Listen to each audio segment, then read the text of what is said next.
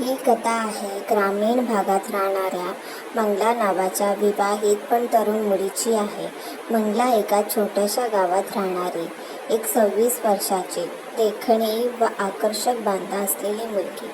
खेड्यात लवकर लग्न होतात, त्यामुळे लग्नाला जरी 10 वर्ष झाली तरी मंगलावर जवानीची जादू आता चढू लागली होती. तिच्या छातीवरून व पृष्ठभागावरून तसे साप दिसून पण येत होते. 32 साईजच्या चवळीच्या शेंगेसारख्या बारीक कंबरेमुळे छातीवरील 36 मांसल दुधाळ मस्त टपोरे गोळे व 38 मटक्यासारखे गोलाकार नितंब अधिकच मोठे व उठून दिसायचे. ते सांभाळणे मंगलाला पण खूपच कठीण जायचे. गावातील बायका ब्रा नाही घालत, त्यामुळे तर ती जेव्हा चालायची तेव्हा तर तिचे वंश व नितंब असे काही हलायचे की एखाद्या नामर्दचा किंवा म्हाताऱ्याच्या पॅन्टमध्ये पण तंबू उभा राहील. पण सारा यौवंत खजिना मंगलाकडे असून पण ती यौवंत सुखासाठी आसुसलेलीच होती. त्याचे कारण म्हणजे तिचा नवरा एक नंबरचा व्यसनी. दारूशिवाय त्याला काही दिसायचे नाही. दिवस रात्र दारूच्या नशेत पडून राहायचा. नशेमुळे महिना तो मंगलाला हात लावायचा नाही व लावला तरी नशेत दोन्ही धक्क्यात आऊट व्हायचा.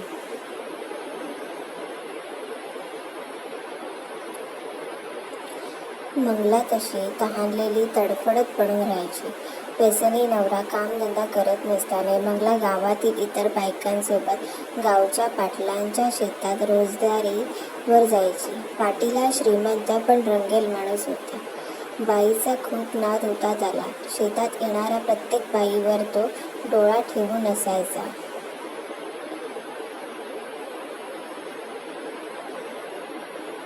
मंगला पण त्यातून सुटली नाही. काम करताना तिच्या विस्कटलेल्या कपड्यातून दिसणारे तिचे मतमस्त अंग निखरत राहायचा. नेहमी लगट करण्याचा प्रयत्न करायचा. पैसे देताना विनाकारण हात पकडायचा. पाटलाने आपला पैसा व ताकदीच्या जोरावर गावातील अनेक बायकांना आपल्यासोबत झोपवले होतं. पण मंगला अतृप्त असली तरी पतिव्रता होती. तिला पाटलांच्या चाळ्यांचा खूप राग यायचा, पण पोटाचा प्रश्न असल्याने ती काही करू शकत नव्हती. मंगलाच्या मादक मुसलेल्या सौंदर्यामुळे पाटील तिच्या मागे वेडा झाला होता. पण खूप प्रयत्न करून पण मंगला काही त्याच्या हाती येत नव्हती.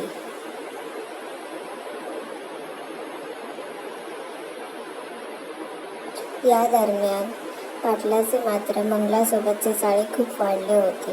आता तर तो तिला कुठेही स्पर्श करू लागला होता. चान्स मिळेल तिथे तिच्या गांडीवर हात मारीत, कधी छातीवर गोळे हाताने चोळसे. मंगला बिचारी कशी सुटका करून घेऊन जायची. पण शरीर सुखासाठी आतुरलेल्या मंगलाला मात्र तो स्पर्श हवाहवासा वाटू लागला.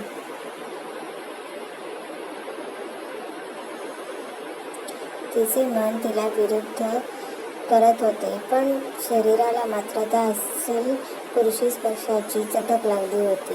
तिला माहीत होतं की हे चुकीचं आहे, पण तिचं शरीर मात्र तिच्या मनाला जुमानतच नव्हते. तिचा विरोध हळूहळू कमी होत होता, पण तिच्या या अप्रत्यक्ष होकारामुळे पाटलाचा धाडस खूप वाढला होता. तो आता मनसोक्तपणे तिची छाती पिचकरू लागला होता.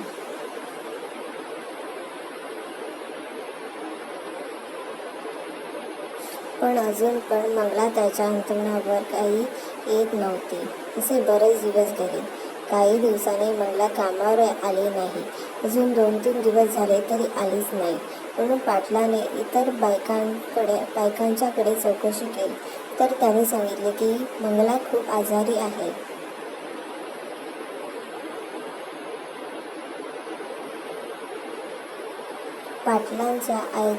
पाटलाला आयतीच संधी सापडली होती. तो कामाचे पैसे देण्याच्या निमित्ताने तिच्या घरी गेला. तिचे घर खूप लहान होतं 2 खोल्यांचं. बाहेरच्या खोलीत तिचा नवरा दारू पिऊन पूर्ण शुद्ध हरपून पडला होता. आतमध्ये मंगला झोपली होती. मंगला सासू सासरे यांना सोडून वेगळे राहत होती. त्यामुळे घरी ती व नवरा दोघेच असत.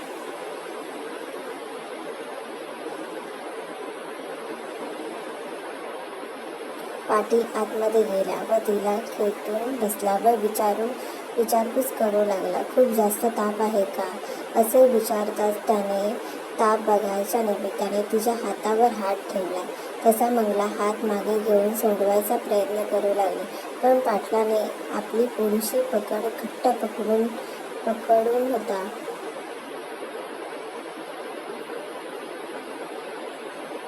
खूपच गरम झाले की अंग असं म्हणून त्याने आपला हात तिच्या हातावरून ढकलत तिच्या मानेपर्यंत नेला. तो आपला हात मानेवरून फिरवत होता. त्याच्या स्पर्शाने मंगलाच्या मनात पण लावा पेटत होता. तिने ओळखले होते की आज काही या चांदण्याच्या हातून आपली सुटका नाही. पुढे काय होणार हे विचार करूनच तिचे अंग शहारलं होतं.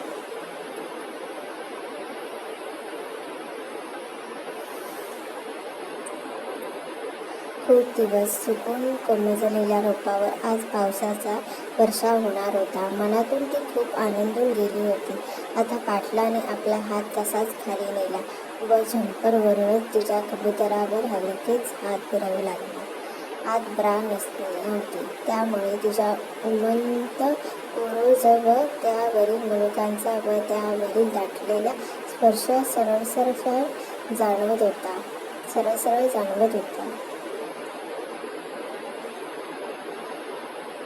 आजवर इतक्या जणांनी आपल्या खाली झोपवलेल्या पाटलाला पाखरू जाळा सापडल्याचा लगेच अंदाज आला. त्याला तर पंचपक्वान्नाची मेजवानी मिळाली होती, पण त्याने हे जेवण अधाशासारखं खाऊन तोंड भाजून घेण्यापेक्षा हळूहळू पण मनभरून खायचं ठरवलं. त्याने आपला हात तसाच तिच्या स्थानावर ठेवला होता.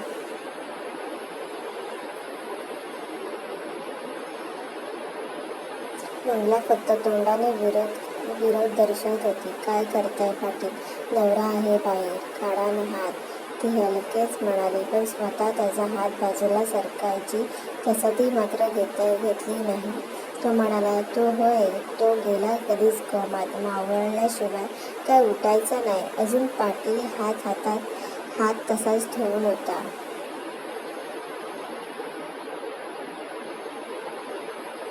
त्याच्या वजनदार मर्दानी हात छातीवर घेऊन तिला खूप बरं वाटत होतं. पण बराच वेळ हाताची हालचाल नाही झाली म्हणून ती आतून कळवळली. त्याच्याकडून मोठा कलिंगड व संपूर्ण शरीराचं मर्दन करून घ्यायचं ती आतुर झाली होती. तोंडातून हलकेच म्हणत होती, काढा की हात, असं करू नका.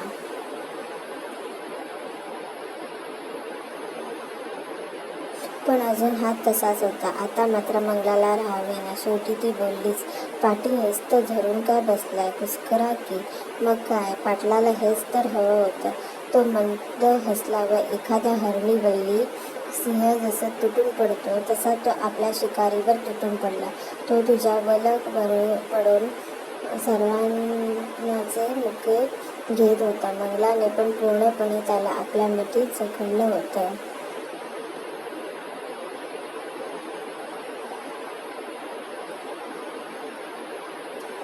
आता तो तिच्या तोंडात तोंड घालून चुंबन घेत होता. कधी तिचे ओठ तर कधी कान चावत होता. मंगलाला हा अनुभव नवीन होता. त्याच्या नवऱ्याने कधीच केला नव्हता.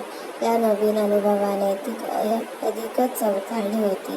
तिच्या अंगातील तापाची जागा आता जवानीच्या गर्मीने घेतलेली होती. तिने आपलं सर्वस्व पाटलाला दिलं होतं.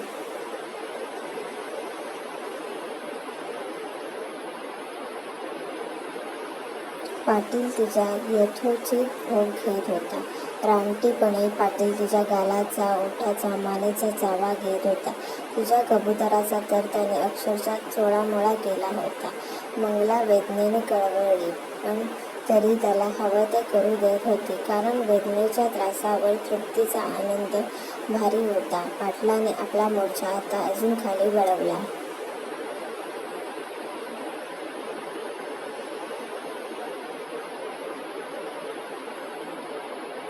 तिच्या झंपरचे बटन काढून कोंबून ठेवलेल्या कबुतरांना मोकळं केलं. ती बिचारी कबुतरे ब्लाऊजमधून तर सुटली, पण पाटलाच्या हाताने त्यांना असं काही जकडून सोडलं की तिचे गोरेपान वृक्ष लाल भडक झाले. तिला उभे करून ब्लाऊज व साडी काढून टाकली. आता ती फक्त परकरवर होती. त्याने गपकन तिचा एक बॉल तोंडात भरला व चावा घेतला.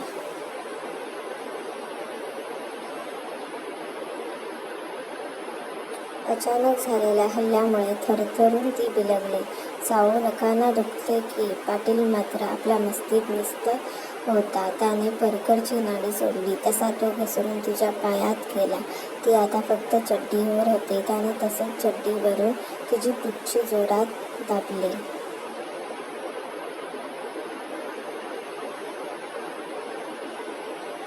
ती अजून शहारली. मग थोड्या वेळाने चड्डी पण काढली व पूर्ण नांगडी केली. एक बोट पुच्छीमध्ये घुसवलं. ती वेदनेने किवळू लागली होती. पाटलाला जाणवलं की तिची पुच्छी पूर्ण ओली झाली आहे. त्याने तिला खाली झोपवलं व आपले पण सगळे कपडे काढून टाकले. त्याचा सोटा पाहून मंगला आश्चर्याने म्हणाली, एवढा मोठा? तसा तुझ्या नवऱ्याचा पण मोठाच होता.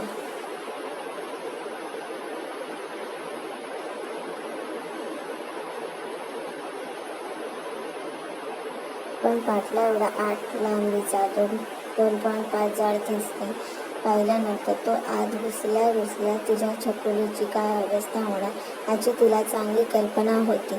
तो हसत हसत तिच्याकडे गेला व सरळ तिच्या पुच्छीत तोंड घातलं. गावरान पाखरूसारखं हे अनपेक्षित असतं, पण यात तिला सुख जबरदस्त मिळत होतं. ती खूप उत्साही झाली व त्याचं डोकं स्वतःच्या पुच्छीवर दाबू लागली.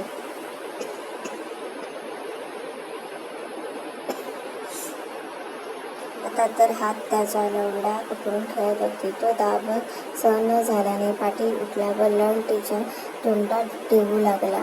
पण तिने कधी घेतला नव्हतं. बोलली, शी, हे कोण घेतं का तोंडात?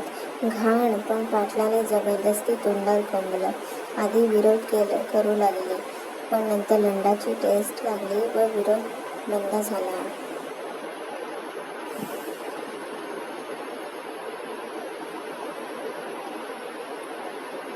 थोडा वेळ चोखून झाल्यानंतर ती म्हणाली, आता सहन होत नाही. पाकावून म्हणाले, घाल ना आता आत. बास आता वरवर. चांगली झोडून काढा आता मला. घुसवा तुमचा सोटा आत. शांत करा मला. मग पाटलाने तिला खाली झोपवलं व आपला वरती आला व तिच्या होळीचा अंदाज घेऊन लंड ठेवून एक जोरदार घाव घातला.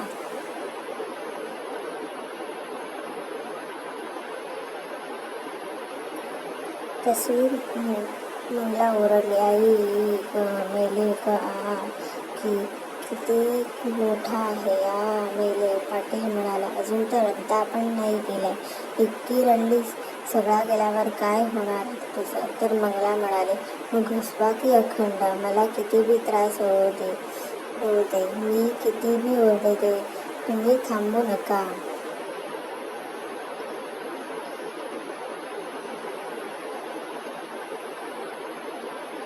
जोरात जवा. फाडून टाका आज माझी पुच्छी. जोरात. तिच्या या बोलण्याने तो जास्त चेकाळला व अजून जोरात दणका दिला. फाडून टाकली ऐक. जोरात. खाली पाटील झटके लावतच होता. जवळजवळ अर्धा तास त्यांची झवाझवी चालू होती. मग पाटलाचा स्पीड अजून वाढला.